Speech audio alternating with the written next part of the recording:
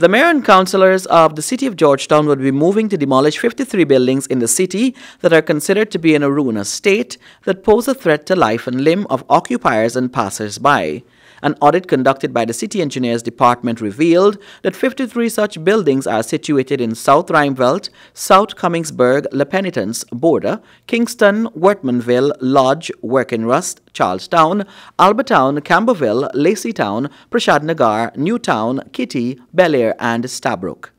Our assessment is primarily based on the condition of these structures and primarily as a result of deterioration over the years and into this current state of disrepair.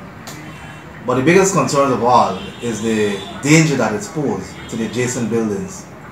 And the municipality has its mandate to ensure that not only the city remain in an aesthetic state, but as well free of dangers from any structure or any physical element that can cause citizens some discomfort. Ron EASTMAN, Deputy Chief Engineer.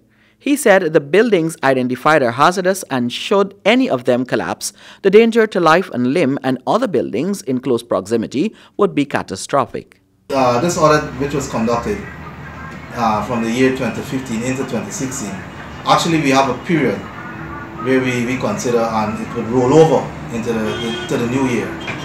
So from this audit, we found several buildings that needed to be removed or completely taken down.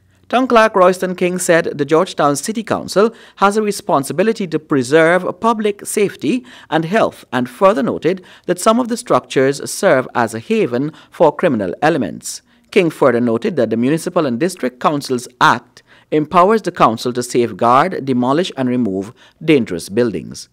Who is bearing the cost for the removal of these buildings, and are all these buildings unoccupied? That's an excellent question. Who's bearing the cost? Obviously it's the municipality, because over the years it's either the owner has been migrated or we unable to locate.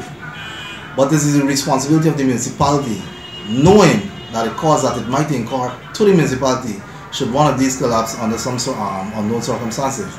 So we are the bearer of having this, these structures to be removed and to be prevent from any further danger, future danger. We're involved in several improvements in communities around the city, and we don't want to have our focus on concerns of just as you mentioned of social defects in communities and so forth. But one of the things that we want to address is the disrepair of these buildings. Even if the building may attract other forms of elements, we want to ensure that it does not pose any danger to the communities. We do get complaints of what it may harbor and so forth in terms of criminal elements, but the engineers department focus is to remove buildings that consider danger to communities.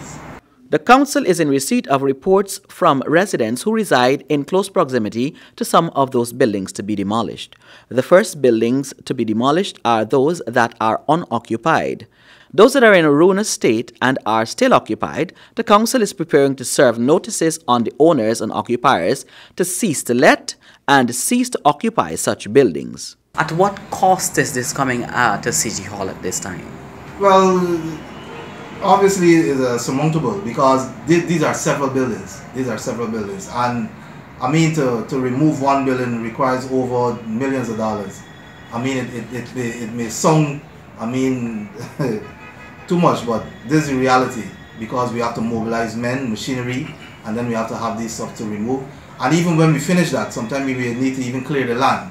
According to the Deputy City Engineer, the main move to dispatch of the ruinous buildings numbering 53 in the capital city is to ensure that there is no danger to life and limb, and the fact that these buildings can also prove to be hazardous in terms of fire hazard to buildings that are close by. Reporting from in the City Hall compound outside of the City Engineers Department, I'm MONDALE Smith for SAFETV Headline News.